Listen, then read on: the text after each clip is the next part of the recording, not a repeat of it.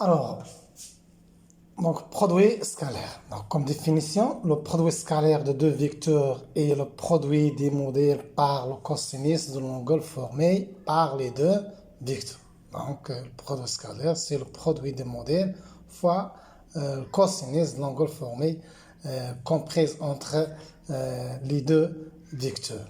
Donc, autrement dit, soit deux vecteurs V1 et V2, le nombre réel V1.V2 est appelé produit scalaire défini comme suit. Donc, V1 scalaire V2 est égal au modèle de V1 fois le modèle de V2 fois le cosinus compris entre de l'angle compris entre V1 et V2. Voilà, V1, V2, l'angle compris entre V1 et V2. Donc, on peut constater facilement que V1 scalaire V2 est égal à 1 demi. V1, modèle de V1 plus V2 au carré, moins le modèle de V1 au carré, moins le modèle de V2 au carré. C'est très simple à vérifier. Il suffit de développer cette expression. Voilà. Donc, comme cas particulier, si V1 est égal à 0 ou V2 est égal à 0, alors le produit scalaire V1 scalaire V2 est égal à 0. Et si V1 différent 0 et V2 différent 0, alors si on a V1 perpendiculaire à V2, c'est-à-dire que l'angle compris entre V1 et V2 est égal à P sur 2. Et dans ce cas, le cosinus de P sur 2 est égal à 0 et par conséquent, V1 scalaire V2 est égal à 0. Si V1 parallèle à V2, donc l'angle compris entre V1 et V2 est égal à 0, donc cosinus de 0 est égal à 1, et par conséquent, le produit scalaire de V1 fois le scalaire de V2 est égal à le modèle de V1 fois le modèle de V2. Voilà. Si V1 est égal à V2, alors le produit scalaire de V1 scalaire V2 est égal à V1 scalaire V1 est égal à V1 au carré. Donc c'est évident. Donc c'est égal au modèle de V1 fois le modèle de V2 tant que l'angle entre V1 et V1, donc c'est cosinus de 0 est égal à 1. Et par conséquent, V1 comme vecteur au carré est égal au modèle de V1 au carré. Donc toujours dans le cas de produit scalaire, dans notre partie qui est le produit scalaire, donc V1 scalaire V2 est égal à V1, V2 cosinus V1, V2 qui est égal à V1, le modèle de V1 par le modèle de V2 fois cosinus de θ, tel que θ comprise bien entre 0 et P. Donc on distingue trois cas. Le cas où l'angle il est inférieur, compris entre 0 et P sur 2. Dans ce cas, le produit scalaire il est positif. Lorsque l'angle θ est égal à P sur 2, dans ce cas, V1 scalaire V2 est égal à 0, donc le cosinus de P sur 2 est égal à 0. Alors, lorsque θ est compris entre P sur 2 et P, dans ce cas, le produit scalaire il est négatif. Quelques propriétés de produit scalaire. La commutativité, bien sûr, est vérifiée, c'est très évident. Donc V1 scalaire V2 est égal à V2 scalaire V1 et la distributivité aussi par rapport à la somme vectorielle aussi est vérifiable. Donc U scalaire V1 plus V2 est égal à U scalaire V1 plus U scalaire V2.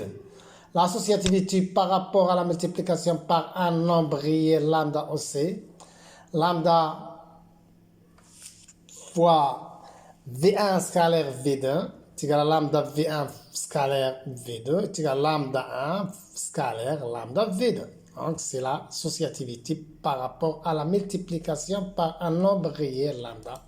Alors, le produit scalaire n'est pas associatif, bien sûr, par rapport à un vecteur. Donc, V1 fois V2 scalaire V3, il est différent de V1 scalaire V2 fois V3 tant que donc V1, V2 scalaire V3 est un nombre noté par exemple lambda, alors V1 scalaire V2 est un nombre noté par exemple lambda'. Donc bien sûr, V2 scalaire V3 il est différent de V1 scalaire V2 et par conséquent, V1 fois lambda est différent de lambda' fois le vecteur V3, donc le produit scalaire n'est pas associatif par rapport à un vecteur. La multiplicité par rapport à un réel, donc notons par exemple deux réels lambda 1 et lambda et mi et 2 vecteurs V1, V2. Donc, dans ce cas, bien sûr, pardon, donc ici, ça c'est lambda. Donc, ça c'est lambda, ok. Donc, la multiplicité, voilà, la multiplicité par un réel, lambda V1 scalaire mi V2 est égal à lambda mi V1 scalaire V2 est égal à lambda mi V2 scalaire V1 d'après bien sûr la propriété précédente. Alors, autre propriété, les identités remarquables. Quels que soient bien sûr les vecteurs V1, V2, on peut écrire les identités remarquables. Donc, le modèle de V1 plus V2 au carré est égal au modèle de V1 au carré plus 2 V1 scalaire V2 plus V2 au carré, c'est évident. Alors, le modèle de V1 moins V2 au carré est égal au modèle de V1 au carré moins 2 V1 scalaire V2 plus V2 au carré. Et V1 plus V2 scalaire V1 moins V2 est égal à V1 au carré moins V2 au carré. Voilà les identités remarquables. Aussi, on peut l'écrire par analogue à ce que nous avons vu dans les nombres réels. Oh. Alors, vecteurs unitaires orthogonaux. Donc, qu'est-ce que signifie un vecteur unitaire orthonormé obtient orthogonal? Donc, soit une base orthonormée IJK, voilà, IJK. Dans ce cas, la base elle est orthonormée et on peut écrire E scalaire G est égal à G scalaire est égal à 0. Donc, IJ et K sont orthogonales 2 à 2. Alors, de même, GK est égal à KG est égal à 0, EK est égal à EK est égal à 0. Les vecteurs sont ortho. Dans ce cas, on dit, si ces conditions sont vérifiées, on dit que les vecteurs sont orthogonaux. De même, tant que E, G, K sont des vecteurs unitaires, donc I scalaire I est égal à I au carré comme modèle est égal à 1, G scalaire G est égal au modèle de G au carré est égal à 1, et K scalaire K est égal à le module de K au carré est égal à 1. Dans ce cas, on dit que les vecteurs sont normés. Dans ce cas, si deux conditions est vérifiable, on dit que la base EGK est orthonormée. Orthonormée. Ortho, c'est-à-dire le produit scalaire entre les vecteurs unitaires est égal à 0. Et normé, c'est-à-dire les normes du vecteur unitaire est égal à 1. Expression analytique des produits scalaires dans une base orthonormée. Dans une base orthonormée EGK, le produit scalaire des deux vecteurs V1 et V2 s'écrit sous cette forme V1 scalaire V2. On peut l'écrire sous cette forme, d'accord, et en développant bien sûr selon les différents termes selon les différentes composantes de V1 et V2, on trouve cette expression-ci. Et tant que la base elle est orthonormée, donc EG est égal à 0, EK est égal à 0, JK est égal à 0, et JK aussi est égal à 0, KI est égal à 0, KG est égal à 0. Il reste seulement le premier terme qui est égal à 1, donc X1, X2, plus Y1, Y2, plus Z1, Z2. Donc V1 scalaire V2 analytiquement est égal à X1, X2, plus Y1, Y2, plus Z1, Z2.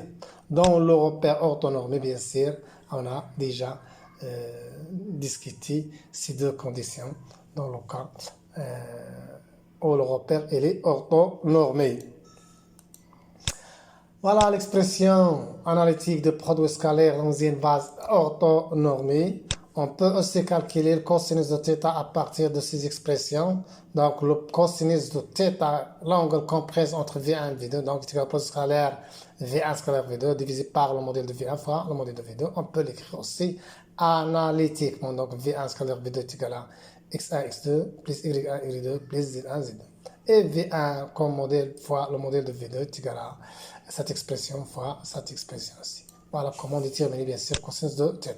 La composante d'un vecteur V, si V est égal à X1, U plus YA, J plus Z1K, alors si j'effectue une projection de cette expression selon IJK, on peut trouver facilement X est égal à V scalaire E. Donc si je projette ici selon i, donc v scalaire i est égal à seulement x. Les autres sont 0. De même, y est égal à v scalaire g et z est égal à v scalaire k. Voilà, donc je peux écrire l'expression de vecteur v, donc v scalaire e fois i, plus v scalaire g fois g, plus v scalaire k fois k. Quelques remarques, comme v1, v2 est égal à v1 fois v2 cosinus de alpha, on peut calculer l'angle compris entre les deux vecteurs. Donc voilà, cosinus de phi, c'est la même expression, seulement ça c'est une répétition. D'accord, donc les conditions d'orthogonalité comme nous avons déjà discuté, donc V1 perpendiculaire à V2, voilà l'expression analytique est égale à 0, c'est-à-dire x1, x2 plus y1, y2 plus z1, z2 est égal à 0. Donc la composante d'un vecteur, c'est v est égal à xi plus yj plus zk, alors x est égal à cette expression vi, y est égal à vg, c'est une répétition ça, hein? Donc i, z est égal à v scalaire k. Donc v s'écrit sous cette forme, v scalaire e fois i, v scalaire g fois g, et v scalaire k fois k. L'expression du cosinus directeur, cosinus de alpha est égal à x sur v, qui est égal à xi sur v. Cosinus de bêta est égal à y sur v, donc c'est v scalaire g sur v. Et cosinus de gamma, c'est z sur v, qui est égal à v scalaire k sur v. Voilà. Donc, quelques applications, si i est le vecteur non nul, et v un vecteur quelconque, on a i scalaire v est égal à i scalaire v', où v' est le projeté, c'est-à-dire la projection orthogonale de v sur i. Donc, c'est très simple à vérifier. Alors, la projection orthogonale d'un vecteur v sur un axe delta, donc la projection de v sur l'axe delta, soit i un vecteur unitaire de l'axe delta, i est égal à 1, c'est le vecteur unitaire, le modèle, donc est égal à 1. La projection de v sur l'axe delta et la projection de v c'est mn, qui est égal à v scalaire e, qui est égal à v cosinus de phi. Voilà. Et la projection orthogonale vectorielle vérifie alors mn est égal à la projection de delta fois v est égal à v cosinus de phi selon le vecteur unitaire e. Donc, autre application, la relation générale entre les côtés d'un triangle. Donc, si on a AB est égal à AC plus CB, tel que C égale à C, vecteur C c'est AB, vecteur A c'est B, c'est CB, et B c'est AC.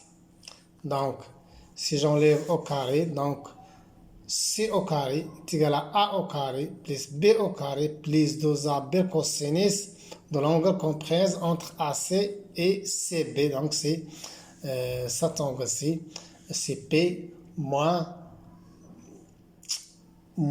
gamma. D'accord? Donc, je peux l'écrire sous cette forme, C au carré égale à A au carré plus B au carré moins 2AB cosinus de gamma.